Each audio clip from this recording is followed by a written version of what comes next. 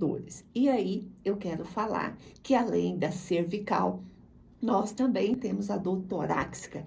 E a dor torácica tem uma relação direta com a coluna cervical, porque às vezes, hoje na atualidade, nós estamos novamente na má postura. E a má postura geralmente pode ser no sentar. Parece que quando nós sentamos, nós já deixamos o abdômen, né, sem contrair e também a cervical abaixada. Geralmente a gente vê muito o pescoço, né, flexionado, abaixado. Por quê? Porque hoje, na atualidade, a maioria das pessoas está diante de um computador ou de um celular. Diante de um computador por minutos, horas, horas e horas. E, consequentemente, esse movimento de flexão vai gerar, sim, uma rigidez, uma lesão a nível da coluna vertebral. E quando nós chegamos à cervical, ali interligada, ela é interligada à coluna torácica. Quando nós pensamos na coluna torácica, nós pensamos o quê? Que a pessoa que fica com o tronco muito flexionado, principalmente quando ela é uma pessoa jovem ainda, acaba que ela apresenta uma deformidade no tórax. Acaba que ela vai fazendo uma curva, né, uma cifose, uma hipercifose torácica, e nessa hipercifose torácica, o tórax se torna um tórax em barril. Além, novamente, do hábito de quê? De ficar sentado, de não ter movimento, acaba que ali, com aquela flacidez muscular, a pessoa cada vez mais vai ficando com aquela postura emborcada, flexionada. E isso vai, como às vezes a pessoa me fala o quê?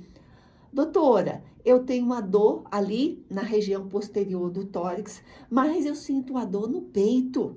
Será que eu tô com problema cardíaco? E às vezes quando eu respiro, dói entre as costelas ou nas costelas. Será que eu fraturei a costela? Não. Às vezes é uma inervação da coluna torácica que irradiou para a frente do teu tórax e para as suas vísceras. Então, muitas das nossas dores e a dor do cuidador está relacionado também com a má postura. Movimento repetitivo e má postura. E nós temos também, muitas vezes, tanto na cervical, na coluna cervical, como na coluna lombar, pacientes que chegam diagnosticados por hérnia.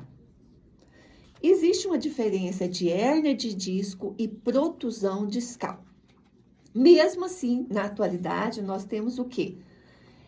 Na atualidade, a fisioterapia vem para reabilitar tanto a protusão discal quanto a hérnia de disco.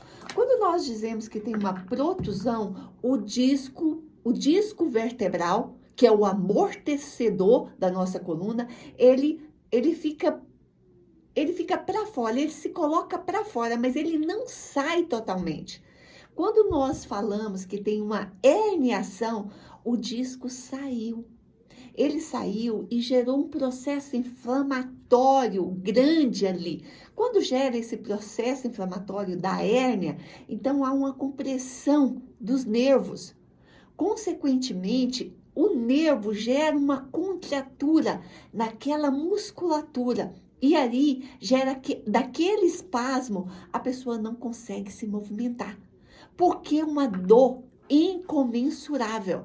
E às vezes pode ser o que a Maria Augusta falou. Pode ser devido a um movimento incorreto. Às vezes a pessoa está bem intencionada em fazer um movimento, mas às vezes está fazendo incorreto. Uma pessoa que tem lesão de cervical ou de coluna lombar tem que tomar muito cuidado ao fazer os exercícios. E principalmente quando for o diagnóstico de hérnia. Por quê? Porque se você faz um movimento muito abrupto, aquele movimento vai gerar um impacto, vai gerar um movimento nas facetas e, consequentemente, vai implicar de você perder até os movimentos. Tem pessoas que sente tanta dor na coluna que às vezes, aonde que ela sentiu aquela dor, ela não consegue se levantar, ela não consegue andar.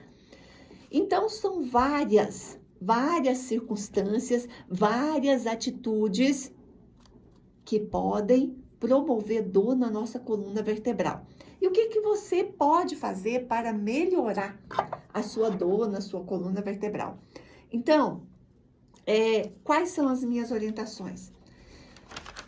Eu falei do cuidador, mas eu quero lembrar que no dia a dia, todos nós fazemos atividades funcionais dentro da nossa casa. Funcionais no dia a dia. Então, quando você estiver ali na sua pia, lavando seus talheres, lavando suas vasilhas, fazendo uma limpeza no seu banheiro, quando você estiver assistindo uma televisão, você precisa sim ter uma percepção do seu corpo. Você precisa começar a averiguar como que você vai fazer essa atividade e que ela não vai gerar danos. Quando eu volto para o cuidador, eu falo que esse cuidador, ele precisa buscar uma orientação correta de como se faz a transferência de um paciente, como colocar aquele paciente onde ele tenha menos gasto de energia, onde ele vai fazer aquilo com facilidade. E essa facilidade vai ser importante para ele e para o paciente ou familiar. Por quê? Porque uma pessoa que você está cuidando e você dá segurança para ela, ela também vai te ajudar. E a partir daquilo, você vai dar para ela essa qualidade de não lesionar. Não é só não lesionar a coluna vertebral. Quando o cuidador que está cuidando de alguém, ele está bem, ele consegue fazer isso de forma tão segura, porque ele está bem, que ele não permite que aquela pessoa que está sendo cuidada venha a ser lesionada. Então, é importante que você primeiramente faça um treinamento com pessoas que possam te ensinar de forma correta. Você pode sim também na sua casa ter dispositivos. A ergonomia dentro de uma casa é muito importante, porque às vezes uma pia muito baixa, um tanque muito baixo, um